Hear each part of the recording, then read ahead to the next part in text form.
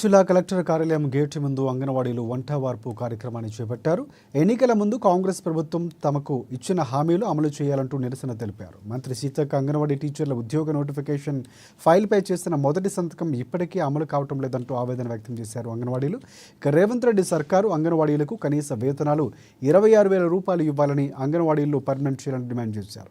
సమస్యల పరిష్కారానికి మార్గం చూపాలని జిల్లా కలెక్టర్ కార్యాలయం గేటు ముందు బతుకమ్మ ఆడుతూ నిరసన కార్యక్రమాన్ని చేపట్టారు.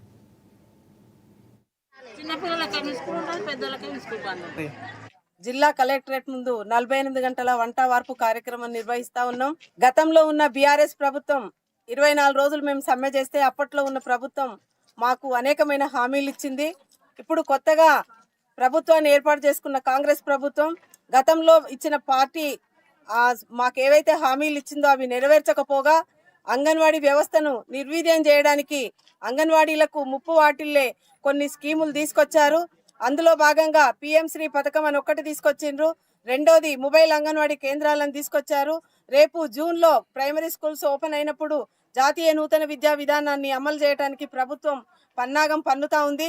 ఇవన్నీ గనక అమలైతే అంగన్వాడీ మనుగడకే ముప్పని చెప్పి మేమందరం కూడా ఈరోజు రాష్ట్ర కమిటీ పిలుపులో భాగంగా వంట వార్పు కార్యక్రమం 48 గంటల ప్రోగ్రాం నిర్వహిస్తా ఉన్నాం. ఈరోజు రేపు జరిగే అంగన్వాడీ వంట వార్పులో రంగారెడ్డి కలెక్టర్ ఆఫీస్ ముందు ఈరోజు ఉదయం నుంచి కూడా ఈరోజు వంట వార్పు కార్యక్రమాన్ని నిర్వహిస్తా ఉన్నాం.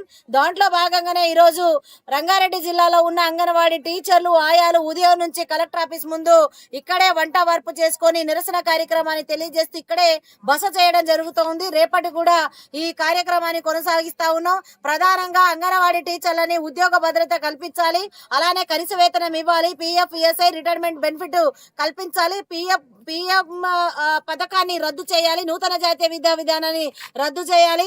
అలానే అంగన్వాడీలకు ఫోటో క్యాప్చర్ విధానం తీసుకొచ్చారు, దాని పథకాన్ని రద్దు చేయాలి. జాతీయ నూతన విద్యా విధానం అంగన్వాడీలో తీసుకొచ్చారు, దాన్ని వెంటనే రద్దు చేయాలి.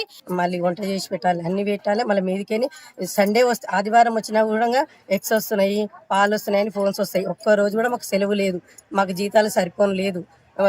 ఒక కూలికి పోయి ఒక రోజుకు 500 తెచ్చుకుంటుంది. నేను 250 చేస్తున్నాయి డ్యూటీ.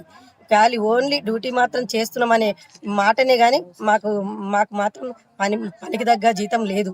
చెప్పడం వరకే చేశారు, కానీ సీతకు వచ్చినాక మొట్టమొదటి సంతకము ఫైల్ మీద చేసి మెయిన్ టీచర్లుగా ప్రమోట్ చేయడం జరిగిన తర్వాత 2 నెలలు మాత్రమే మెయిన్ జీతంతో పాటు ఇవ్వడం జరిగింది. మెయిన్ టీచర్తో పాటు జీతాలు ఇచ్చారు. మరి ఇప్పుడు 11 నెలలు అవుతుంది మాకు జీతాలు లేక. కాబట్టి సీతక్కకి మేము ఒకటే విన్నవించుకుంటున్నాం, ఏంటంటే సీతక్క గారు కూడా ఒక మహిళలు పడే బాధలేంటో సీతక్క గారికి తెలుసు. ఆయన లేకుండా మినీ టీచర్లు మెయిన్ టీచర్తో సమానంగా వర్క్ చేస్తున్నారు. ఇటు పిల్లలను చూసుకుంటూ, ప్రీ స్కూల్ నడిపించుకుంటూ, వంటలు చేస్తూ, పిల్లల యొక్క యాక్టివిటీ